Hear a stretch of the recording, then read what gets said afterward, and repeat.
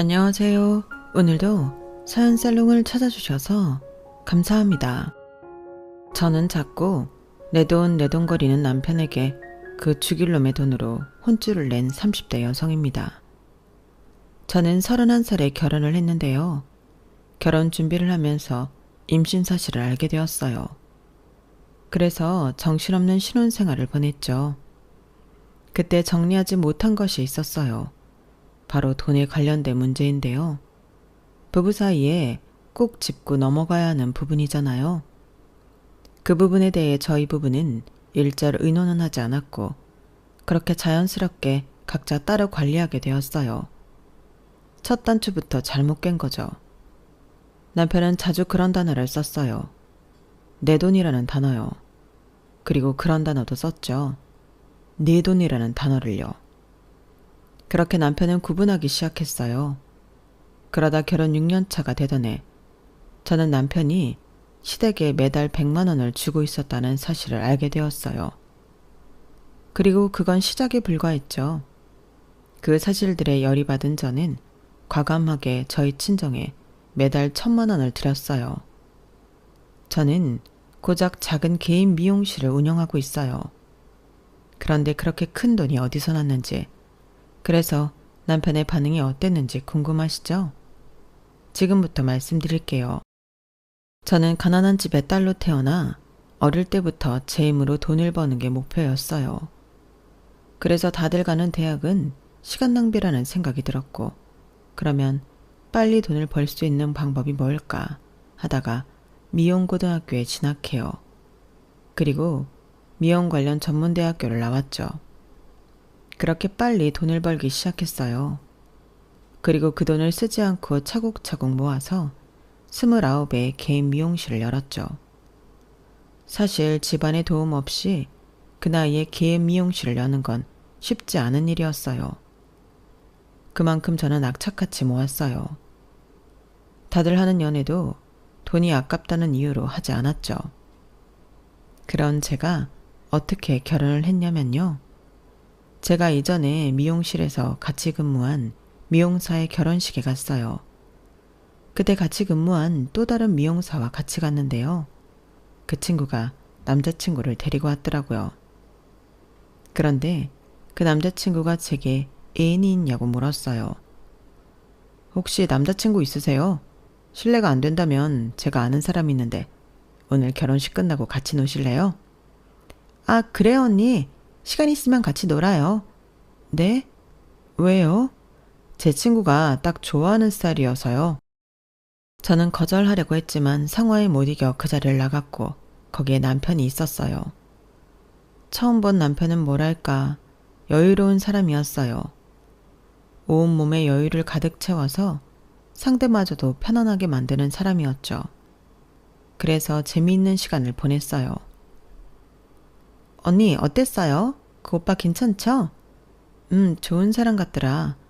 마음이 전체적으로 여유로운 느낌이어서 나도 마음이 편했어. 언니는 촉도 좋다. 그 오빠 마음만 여유로운 게 아니라 그냥 여유로운 사람이에요. 무슨 말이야? 나도 직접 듣지 못해서 사실인지 아닌지는 모르지만 그 오빠 아버지가 은행장인데 건물도 가지고 있다고 하더라고요. 그래서 어릴 때부터 유복하게 컸대요. 아무래도 그러니까 여유로운 거 아니겠어요? 아, 그럼 나랑은 별로 어울리지 않겠다. 에이, 그 오빠는 언니 마음에 들어하는 것 같던데요? 우리 오빠한테 고맙다고 그랬대요. 오늘 처음 만나서 어떻게 될지 모르지만 언니 잘해봐요. 시댁이 넉넉하게 잘 살면 얼마나 좋아요. 무슨 벌써부터 시댁이야. 하지만 남편은 곧 저에게 고백을 했고 저희는 연인이 되었어요. 그리고 정말 남편의 아버지는 은행장이었고 건물도 한 채 가지고 있었어요. 남편은 그걸 아무렇지 않게 말했어요. 그리고 그 당시 남편이 살던 아파트도 남편의 소유였어요. 저는 그 사실을 알고 저와는 레벨이 다른 사람이라고 생각했죠. 그래서 땡 잡았다는 생각을 하면서도 결혼을 하면 위축될 수도 있겠다 생각했어요. 그리고 남편이 제 집안 사정이나 경제적인 상황을 알면서도 프로포즈를 할지가 의문이었어요. 그런데 남편이 프로포즈를 하더라고요. 저는 얼떨결에 승낙해 결혼 준비를 했어요. 그리고 저희 친정은 상견례 이후에 파티 분위기였어요. 제가 친정에 시아버지가 은행장이란 소리는 안 했지만 건물주이기도 하다는 소리는 안 했거든요. 꼭 속물 같기도 하고 그 사실을 친정에 말하면 친정에서 부담을 느낄까봐 말하지 않았어요. 그런데 시아버지가 자기 입으로 말하더라고요. 식사 중에 이런 말씀을 드려 죄송합니다만 저희 아들은 모자람이 없이 컸습니다. 제가 은행장이기도 하지만 건물 한 채를 가지고 있습니다. 10년 전에 구매했죠. 제가 자랑을 하려고 이런 말을 하는 건 아닙니다. 어차피 제가 죽으면 다 아들한테 갈 거고 그러면 우리 며느리 것도 되겠죠.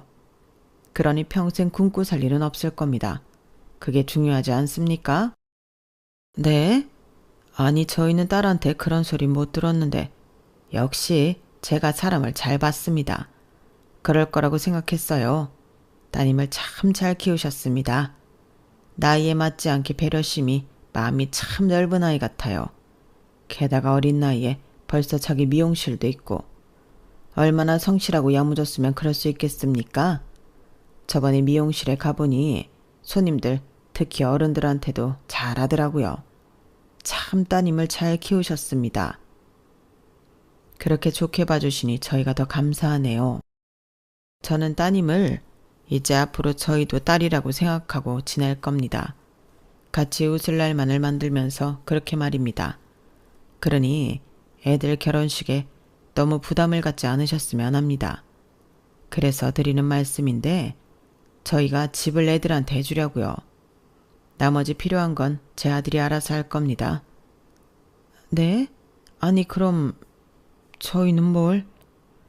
아무것도 안 하셔도 됩니다. 그저 애들이 부부가 되어 살 날을 응원해 주시면 되죠. 그래도 어떻게 저희가 아무것도 안 할 수 있겠어요. 저희는 애들이 합심해서 잘 사는 것, 그것만 바랄 뿐입니다. 다른 건 없어요. 그리고 아가야, 네 미용실 위치가 거기가 정 좋으면 할 수 없지만 꼭 그런 게 아니라면 내 건물로 들어와라. 네? 당연히 우린 가족 사이니까 보증금도 월세도 받지 않으마. 생각해보렴. 시아버지는 상견례에서 폭탄 선언을 했고 그 폭탄 선언에 저는 당황하고 저희 친정은 은근슬쩍 기뻐했어요.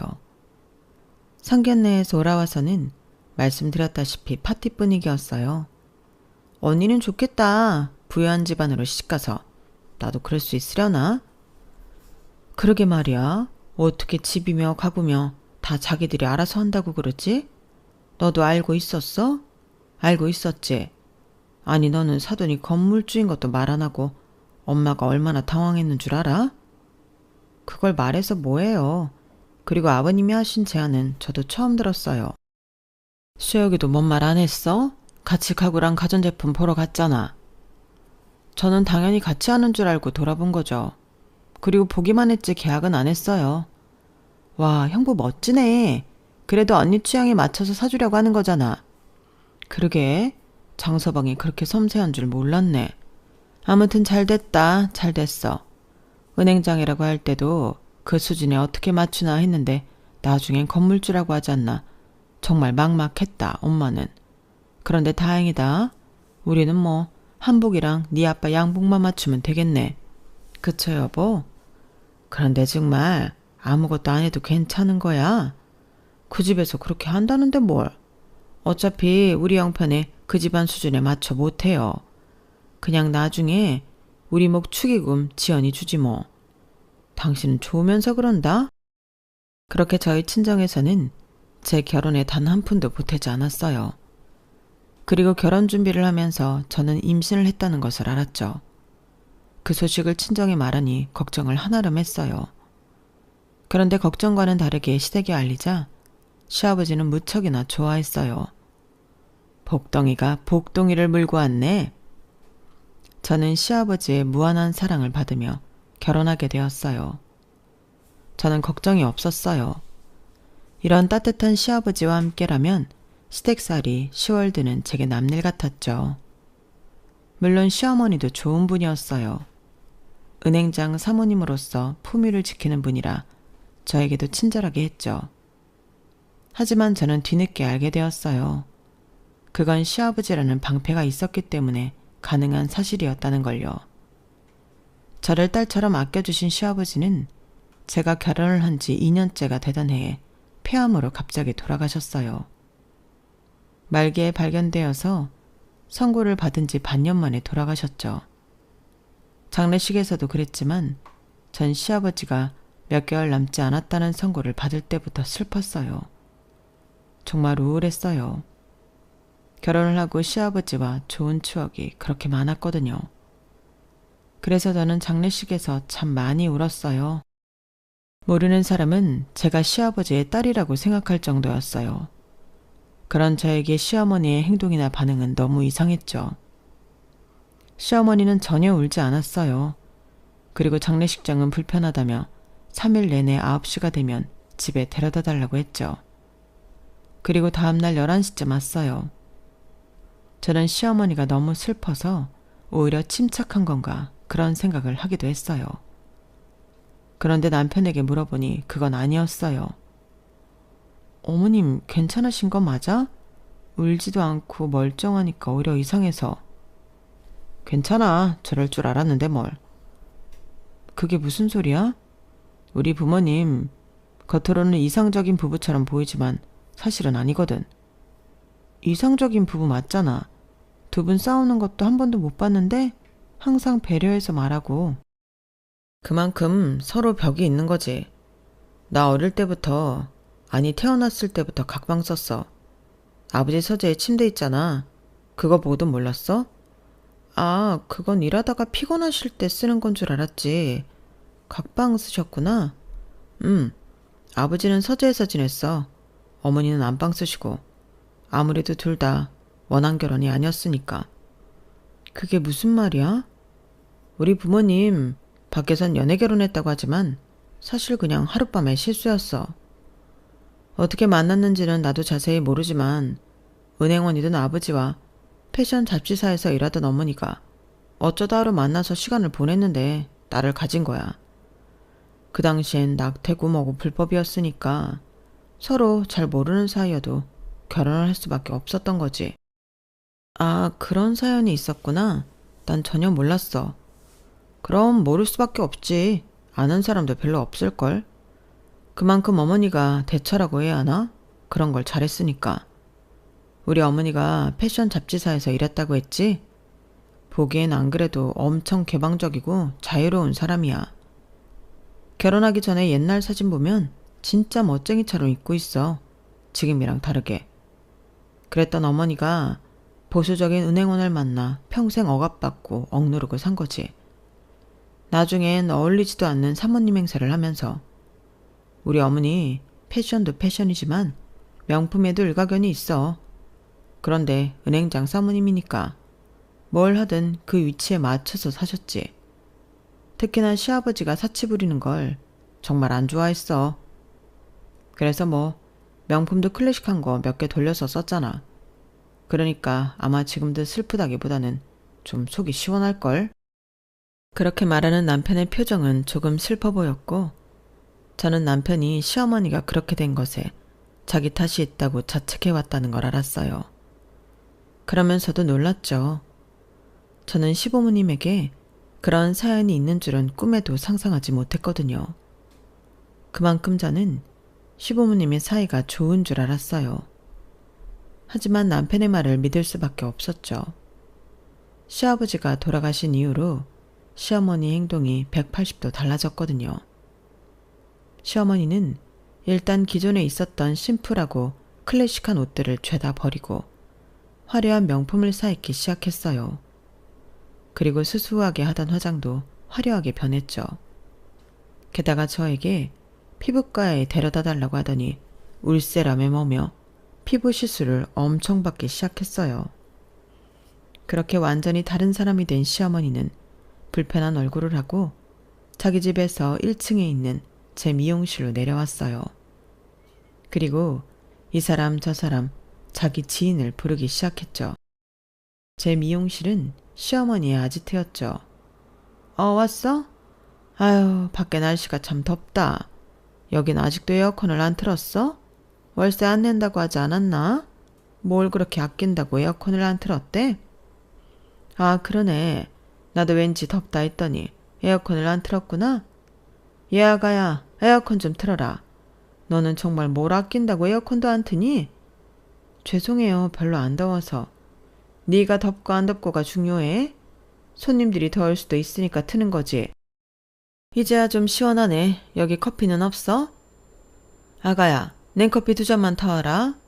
냉장고에 있어요. 지금 오픈 준비해야 돼서. 그거 쓸고 닦고 얼마나 걸린다고. 빨리 가서 냉커피 2잔 타와. 아니 넉 잔. 이제 곧 올 테니까. 누가 더 오세요? 맨날 모이던 친구들인데 뭘 새삼. 어머님, 넓지도 않은데 자꾸 부르시면 곤란해요. 손님들 앉을 자리도 없겠어요. 예, 우리가 이렇게 앉아있는 게 너한테 얼마나 도움이 되는지 몰라서 그래? 이렇게 앉아있으면 손님을 부르게 되어 있어. 누가 팔이 날리는 데 오고 싶겠니? 그리고 넓지도 않아? 지금 우리 건물 무시하는 거야? 어머나, 보증금에 월세도 안 받는데 그런 소리까지 들어야 해? 자기 정말 안 됐다. 내가 이렇게 산다니까? 고분고분 말은 듣지도 않고 꼬박꼬박 말 대답은. 우리 아들은 왜 이런 애를 데리고 왔는지 몰라. 너 이러면 내가 월세 받는 줄 알아? 아무리 며느리로 받아야지. 돈 앞에서는 다 남남인 거야. 그러고 보면 자기 남편은 참 너무했어. 너무해? 자기한테는 명품백 하나 제대로 못 사게 하면서 며느리는 세도 안 받아, 관리비도 안 받아, 보수나 관리도 공짜로 해줘. 아가씨, 시아버지한테 10만 원이라도 준 적 있어? 제가 있긴 뭘 있어. 시아버지 등 뒤에 숨어서 알랑방구나 꼈지. 어머님, 제가 언제? 넌 양심에 털났니? 네가 언제? 맨날 옆에 내가 버젓이 있는데 네 시아버지랑 노닥거리지 않았어? 둘이 얼마나 쿵짝이 잘 맞는지. 그리고 친구 말대로 네가 그래서 우리한테 10만 원이라도 준 적 있니? 심지어 너는 내가 네 아들 봐주는데도 10원 한 장 안 주잖아. 그건 아버님이 그러지 말라고 해서. 전에는 아무 말씀 안 하셨잖아요. 봐, 또 시아버지 뒤에 숨지? 그런데 어쩌냐? 이제 네 시아버지는 하늘나라에 도착했을 텐데. 그리고 말 나온 김에 말하는데 나 이제 네 아들 안 봐준다? 네? 네가 미용실에서 네 아들 보든지 아니면 그 전에 미용실을 탔든지. 네 친정에 맡겨도 되고. 아무튼 난 이제 무급으로 못하니까 네가 알아서 해. 오늘 당장부터. 오늘 당장부터요? 아니 그 이야기를 왜 지금 하세요? 말 나온 김에 한 거라니까? 이제 올 때가 됐는데. 너 지금 예약 있니? 오후부터 있는데 왜요? 그럼 지금 문 닫고 어디 좀 가자. 다른 동네에 새로운 브런치 카페가 생겼대. 네? 지금요? 저 미용실 지켜야죠. 넌 꼭 어차피 같이 갈 거면서 초치더라. 이왕 갈 거면 좋게 곱게 가면 안 되겠니? 어차피 오후에 예약이라며. 오전에 사람 오지도 않을 것 같구만. 빨리 차키 챙겨. 애들 다 오겠다. 그럼 이 커피는 어떻게 해요? 2잔은 드시지도 않았잖아요. 버려. 내가 깜빡했네. 커피 마시러 갈 예정이었는데 말이야. 뭐 그깟 커피 얼마나 된다고. 그런데 우리 저번에 간 카페는 참 별로였어. 그치? 그러니까 거긴 커피 맛이 별로더라. 그런데 자기 이번에 또 옷 산 거야? 이거 너무 예쁘다. 자기 얼굴이 확 사네 살아. 너 차키 빨리 안 챙기니? 너 계속 그런 식으로 하면 정말 이제껏 안 받은 월세랑 보증금 받는다? 저는 2년치가 넘는 월세와 보증금을 시어머니가 정말 받을 것 같아서 차키를 챙겨서 시어머니 수발을 들었어요. 그런 적이 정말 많았어요. 제 직업이 미용사인지 며느리인지 모르겠더라고요. 더군다나 남편은 시아버지가 돌아가신 뒤에 더 자주 시댁에 가고자 했어요. 앞뒤가 안 맞잖아. 아버님이 돌아가신 걸 슬퍼하지 않을 거라며. 그럼 허전함도 안 느끼실 거다냐. 그런데 왜 시댁에 가 있으라는 거야? 그래도 30년을 넘게 2분이서 살다가 혼자가 되었는데 안 외롭겠어? 슬픈 거랑은 다르지. 그리고 왜 이렇게 말을 차갑게 해? 자기는 시어머니가 걱정되지도 않아? 정말 어머니 말대로 자기한테 시부모님은 시아버지 뿐이야? 어쩜 그렇게 차별 대우를 해? 자기야말로 말을 왜 그렇게 해? 내가 언제부터 차별 대우를 했다고. 나는 그저 너무 자주 간다는 거야. 우리 생활도 있고 나도 미용실 영업하면서 피곤한데 좀 쉬어야 되지 않겠어? 그런데 허구한 날, 아니 매일 시댁으로 퇴근하라고 하면 내가 그게 퇴근이겠어? 봐, 너 아버지 살아계실 땐 그런 말 안 했어. 정말 너한테 시부모님은 아버지뿐이구나. 우리 어머니가 괜히 그런 말을 한 게 아니네. 어머니가 얼마나 서운해하는 줄 알아? 어머니가 그러셔? 최근에도? 당연하지. 최근에 자기가 태도가 바뀌었으니까. 기가 막혀서. 그리고 자기도 생각해봐. 어머니 아버지 돌아가시고 유산 한 푼도 못 받았어. 아버지가 건물 나한테 주셨잖아. 그리고 이제껏 부모님이 그 건물 제일 꼭대기에 살았으니 어머니는 집도 아들한테 뺏긴 거나 다름없어. 연금 받으시잖아. 그거야 부부한테만 상속이 되니까 어쩔 수 없었던 거고. 아마 아버지 자식한테 연금 상속되었으면 자식한테 상속했을걸? 봐. 얼마나 우리 어머니 처지가 안타까워. 그래 알겠어. 어머님 댁에서 기다릴게. 퇴근하고 곧장 와. 그래요. 저도 부인이고 와이프고 마누라로서 한평생 가정을 위해 애썼는데 남편에게 유산 한 푼도 못 받은 처지가 안쓰럽긴 했어요. 더구나 남편의 말처럼 보수적인 시아버지 옆에서 시어머니는 남다른 패션 센스도 뽐내지 못하고 30년 동안 재미없게 살았잖아요. 거기다가 시아버지랑 시어머니가 9살 차이가 나고 계산을 해보니 남편을 낳았을 때 시어머니는 고작 22살이었더군요. 시어머니가 그렇게 행동하는 것도 이해 못할 것은 아니었어요. 하지만 계속 자기 집에서 제 미용실로 출근하듯 드나들고 저를 운전수로 쓰는 게 짜증나서 저는 홧김에 미용실을 이전해버렸어요. 그러자 시어머니는 제 의도를 알았는지 무척이나 기분 나빠했어요. 그러면서 매번 택시를 타고 이전한 미용실로 왔죠. 친구들도 처음엔 부르지 않더니 나중엔 전처럼 제 미용실을 아지트로 삼았어요. 그렇게 3년이 흘렀을까요? 저는 매일같이 미용실에 오는 시어머니를 이제는 손님 중 한 분이라고 생각했어요. 물론 진상 손님이요. 저는 시어머니를 진상 손님이라고 생각했어요. 왜냐하면 그 3년 동안 시어머니가 제 손님과 싸운 적이 여럿 있었거든요. 아, 지금 우리 며느리가 머리 감겨주러 가서 일단 여기 앉아요. 뭐 하려고요? 매직하려고요. 원장님이세요? 아, 원장은 우리 며느리고 일단 매직한다고 했죠? 여기에는 매직이 3코스가 있어요. 그중에 손님은 아마 C코스를 해야겠다? C코스가 A코스보다 3배나 비싸네요. 저한테 너무 비싼데? 그냥 A코스로 해주세요. C코스가 낫다니까. 우리 몸에서 머리가 얼마나 까다롭고 예민한지 알아요? 돈이 싸다고 해서 무조건 그걸 하면 안 돼. C코스를 해요. 알겠죠? 우리도 먹고 살아야지. 여기 월세만 얼만지 알아요? 상부상조 해야지. 젊은 사람이 요샌 더 한다니까? 시어머니는 저에게 상의도 없이 손님에게 비싼 시술을 권했어요. 맨 처음에 저는 그런 사실도 모르다가 손님이 말해줘서 알았죠. 어머님, 대체 손님한테 무슨 말씀을 하신 거예요? 코스도 머리에 따라서 다르게 추천드려야지. 아무렇게나 비싼 코스만 추천하시면 어떻게 해요? 너는 왜 너 잘되라고 그런 일에 화를 내니? 그거 내가 받는 것도 아니고 네가 받는 건데 나한테 고마워해야지. 제가 화를 내면 시어머니는 늘 저렇게 말하며 뻔뻔하게 굴었어요. 그리고 저번에는 손님이 시어머니에게 화장실 열쇠를 달라고 했는데 미용실이 떠나갈 정도로 화를 내면서 내가 여기 허드렛이라는 사람인 줄 알아? 하셨어요. 그리고 완선된 머리를 하고 만족하는 손님에게 친구들과 핀잔을 놓기도 했죠. 그래서 제가 잃은 손님만 한 트럭이 될 거예요. 그리고 친구들과 함께 자리를 차지하는 건 전과 다를 바가 없었고 커피며 과자며 비품을 축내는 일도 마찬가지였죠. 게다가 시어머니는 자기 친구들이 머리를 하러 오면 공짜로 해주라고 난리였어요. 아가씨, 나 오늘도 공짜로 해주는 거지? 네? 아가씨요? 저번에 들어보니까 경숙이는 돈 받았다며. 이제 앞으로 우리한테도 돈 받으려는 거야? 그런 식으로 나면 우리 정말 서운한데.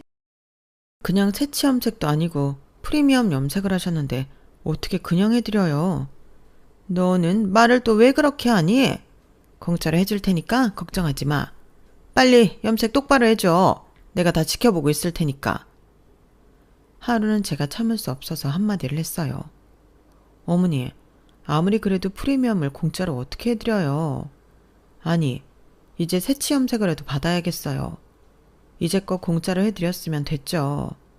어머님이 지난번에 손님한테 그랬죠? 제가 어디 땅 파서 장사하나요? 저 이제 더 허리띠 졸라매고 일해야 해요. 월세도 내고 그래야 하니까요. 어머님이 제 상황을 모르는 것도 아닌데 왜 자꾸 그러세요? 너는 우리도 다 고객이야. 우리가 손님을 얼마나 끌어다 줄 줄 알고. 그래서 언제 한번 끌어다 준 적 있어요? 손님 내보내지만 않으면 다행이지. 말에 가시가 있다? 너 네 시아버지한테도 이랬어? 아니잖아. 난 네 시어머니야. 네가 이렇게 대할 수 있는 사람이 아니라고. 어머님 돈 많잖아요. 그럼 이제부터 어머님이 내주세요. 내가 돈이 어딨어. 네 시아버지가 다 아들한테 줬는데 나한테는 한 푼도 안 남겨주고 죽었는데 내가 돈이 어딨어.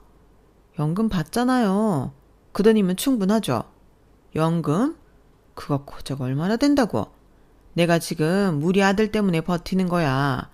우리 아들이 매달 돈 주는 거랑 이런 가방이랑 옷 사주는 거랑 이제 곧 아파트도 하나 해준다니까 그걸로 버티고 있는 거라고. 네? 그게 무슨 말이에요? 왜? 우리 아들이 그렇게 해주면 안 되니? 얘 좀 봐. 그 말에 눈빛 달라지는 거 봐. 너 정말 속물이구나. 애초에 우리 아들이 건물주 아들이어서 결혼했지. 내 예상이 맞았어. 맨날 우리 아들한테 돈 달라고 한다더니 정말이구나. 너는 네 시아버지 아니었으면 진작 우리 식구 못 됐어. 알긴 아니? 잠깐만요.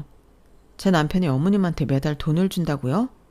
명품 가방, 옷 다 남편이 사준 거라고요? 아파트는 또 무슨 말이고요? 그래, 우리 아들이 나 놀라고 매달 100만 원씩 준다. 이 가방이며 옷 다 우리 아들이 사준 거고. 그것만 있는 줄 아니? 나 내 돈으로 내는 거 없다. 가스비며 전기세며 보험비며 다 우리 아들이 내주고 있어. 자기 키워주느라 고생했다면서. 그런데 너한테는 말하지 말라고 하더라. 네가 속물이라 싫어할 거라면서. 그런데 딱 맞는 말이네. 네 표정 보니까. 아파트는 무슨 말이에요? 너 이번에 새 아파트 하나 투자했다며. 그 아파트 나 주기로 했다. 저는 생전 처음 듣는 말이었어요. 물론 남편이 부업으로 부동산 투자를 하는 건 결혼 전에도 알고 있었고 저도 괜찮은 투자라는 생각에 동의하고 있었어요. 그래서 결혼을 하고 아파트 2채를 사서 한 채는 세를 주고 있고 남은 한 채에 저희 식구가 살고 있어요. 그리고 2년 전에 남편이 세를 주던 아파트와 결혼 전에 가지고 있던 아파트를 팔아 건물을 샀죠. 그렇게 저희는 건물주가 되었어요. 그런데 남편이 올해 아파트 투자를 하자고 하더군요. 저는 건물을 살 때 받은 대출을 아직도 갖고 있어서 남편을 말렸는데 투자 가치가 있는 아파트라며 저를 설득해 결국 그 아파트를 샀어요.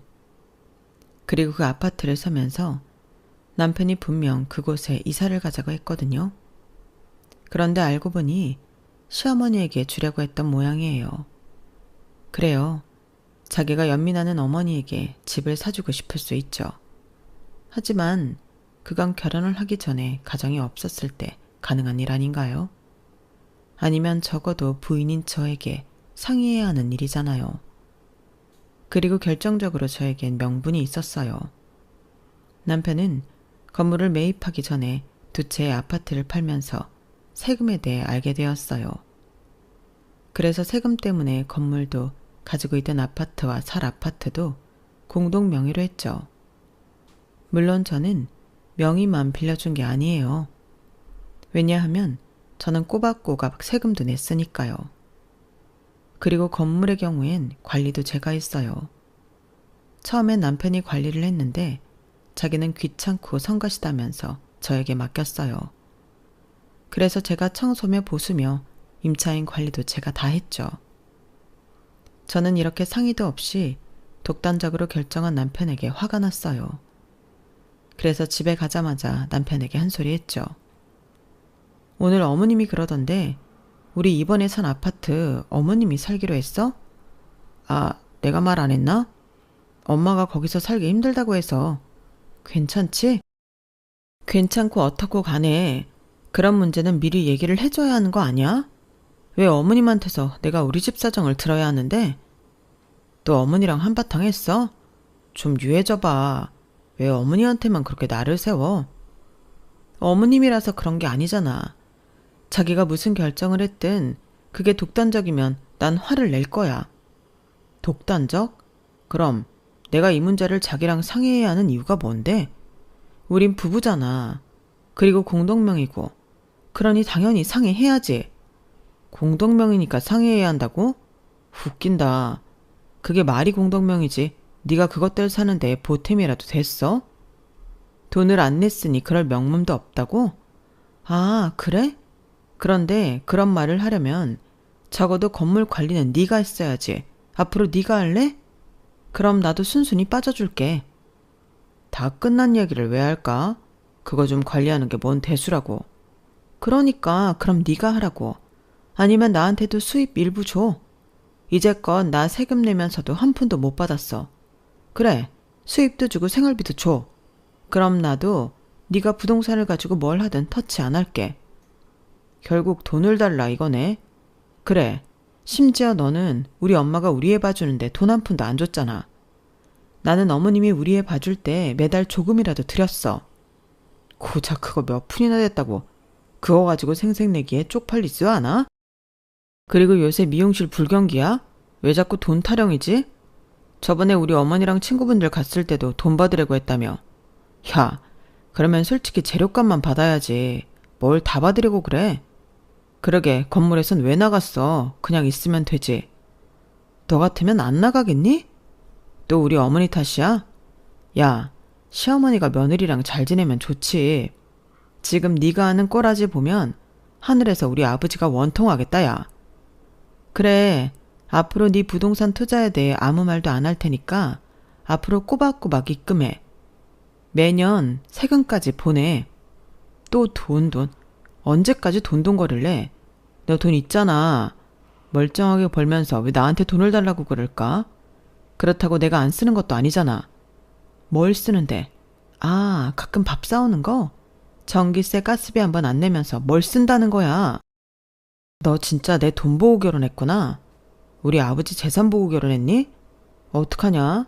우리 아버지 그것도 모르고 며느리 좋다고 하시고 돌아가셨네. 남편에게는 도통 말이 통하지 않았어요. 결국 저는 네 돈 내 돈 거리는 남편에게 특단의 조치를 취했어요. 저는 친정엄마에게 아들을 돌봐주는 이유로 매달 1,000만 원씩 보내드렸어요. 당연히 큰 금액에 저희 엄마는 놀라서 다시 보내주려고 했어요. 엄마, 이제껏 제가 한 푼도 못 드렸잖아요. 그러니까 받아도 돼요. 그래도 어떻게 이 큰 돈을. 나 돈 많아요. 미용실도 잘 되고 있고. 제가 결혼 잘해서 건물도 있고 아파트도 있는 거 알잖아요. 그리고 애 아빠도 동의한 일이니까 너무 걱정 안 해도 돼요. 저는 일부러 남편이 동의한 일이라고 친정엄마에게 못을 박았어요. 그리고 제 예상대로 친정엄마는 그 사실을 남편에게 말하며 고마움을 표현했어요. 남편이 그 사실을 알고 기겁을 하며 저에게 화를 냈어요. 네가 드디어 미쳤구나. 어떻게 손잡아준다고 장모님한테 1,000만 원을 줘. 100만 원도 아니고. 1,000만 원? 진짜 준 거야? 그럼 정말 주지 가짜로 줘? 통장 확인해봐. 정말이지. 근데 내가 엄마한테 그 정도도 못 해줘? 이제껏 몇 년 동안 한 푼도 못 드렸는데 그 정도는 드릴 수 있지. 아무리 그래도 제정신이 있는 여자가 어떻게 그래? 어디서 난 돈인데 네 돈은 아닐 거 아니야. 내 돈 맞아. 반은 내 돈이지 뭐. 공동명의니까. 공동명의? 너 아파트 팔았어? 눈치는 빠르네. 맞아. 몇 달 전에 산 새 아파트 팔았어. 네가 정말 부동산 쪽엔 일가견이 있나 봐. 이득 보고 팔았어? 정말이야? 정말이냐고. 계약서 있으니까 봐봐. 아직 볼펜 잉크도 안 말랐을걸? 이게 어마어마한 짓을 벌여놓고서 지금 네가 그런 말이 나와? 어마어마한 짓은 네가 더 했지. 나는 너처럼 했을 뿐이야. 그게 무슨 말이야? 네가 매번 이런 식으로 굴었잖아. 내 돈이니까 상의 없이 마음대로. 나도 그렇게 한 거야. 그러니까 너무 열낼 것 없어. 아무리 그래도 1,000만 원이야, 1,000만 원. 언제부터 줬는데? 언제부터 줬냐고. 너도 참 장모님한테 인색하다. 이제껏 네가 내가 시어머니한테 한 것처럼 운전수배를 들었니? 공짜로 머리를 해줬니? 아니면 장모님 친구들 비를 맞췄니? 그것도 매일. 그거 다 3,000만 원으로 갚았다고 생각해. 그리고 이혼해. 지금 보니까 고삐 풀린 망아지 마냥 구는 어머님이랑 이제껏 남편 노릇 아빠 노릇 안 한 네가 이번 기회에도 바뀌지 않을 것 같네. 재산분할 동의서까지 작성해. 뭐? 3,000만 원? 네가 정말 미쳤구나. 너 아무리 공동명의지만 내 동의 없이 아파트 판 거 그러면 안 되는 거야. 이혼할 때 걸고 넘어지면 분명 너한테 불리할 일이라고. 그런데 어디서 이혼을 한다 만다야? 그러면 상황이 이꼴하지가 않는데 안 할 거니? 꼴에 먼저 이혼 이야기 못 꺼냈다고 자존심 상하는 거야? 그리고 이번 일은 내 잘못이라고 하면 어쩔 수 없지. 그만큼 재산분할도 위자료도 유리하게 못 받을 수 있지. 그런데 넌 청렴하니? 결백하니? 이제껏 생활비 준 적 없고 가사에도 불성실했고 육아도 전혀 하지 않았잖아. 게다가 공동명의 재산에서 내가 수입 얻은 게 뭔데 관리만 내가 하고. 난 그 증거들도 다 있어. 그렇게 말하면서 저는 준비한 자료들을 보여줬어요. 결혼 6년 동안 남편이 생활비 명목으로 그리고 공동명의 재산에 대한 수익 관련으로 제게 입금한 돈이 없다는 내역과 제가 건물 관리 목적으로 투자한 비용, 임차인들의 목록과 메시지 내용들, 세금 지출 내역이었어요. 이런 것들은 전혀 신경 쓰이지 않나 봐. 너나 나나 잘한 거 없어. 물론 나는 네가 더 잘못했다고 생각하지만. 안 그래? 아직도 이게 다 내 문제야? 원래 내 재산이야. 명의만 너랑 나눈 걸 뿐이지 원래는 내 재산이라고. 내가 알아보고 내 힘으로 내 돈으로 투자한 거 아니야? 넌 단지 명의만 빌려줬을 뿐이라고. 게다가 첫 번째 건물은 아버지 유산이야. 그런데 왜 내가 너랑 수입을 나누고 공유해야지? 부부라는 이유로?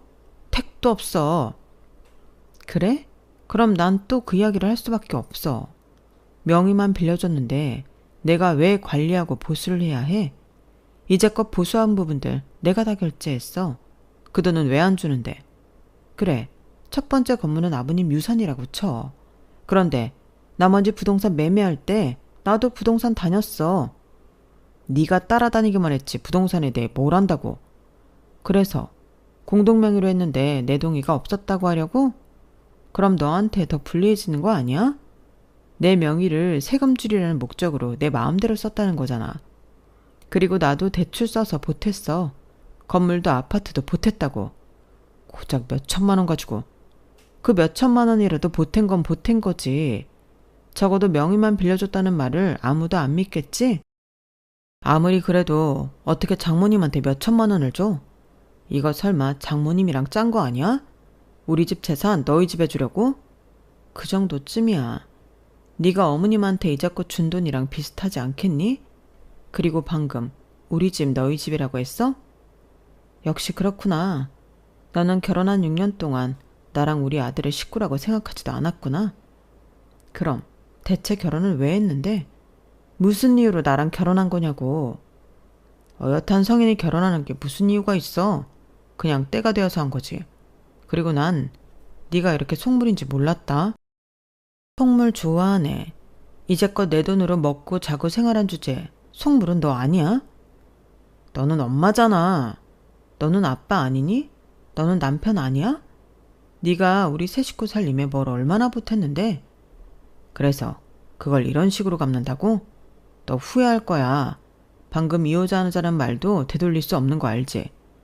말은 한 번 뱉으면 주워 담을 수 없다고. 내가 홧김에 그런 말 하는 것 같아? 이혼에 동의한다는 뜻이지? 그럼 얼른 이거나 써. 아니, 난 이 서류에 동의 못해. 소송해. 소송하자고. 그렇게 저희 부부는 이혼 소송을 하게 되었어요.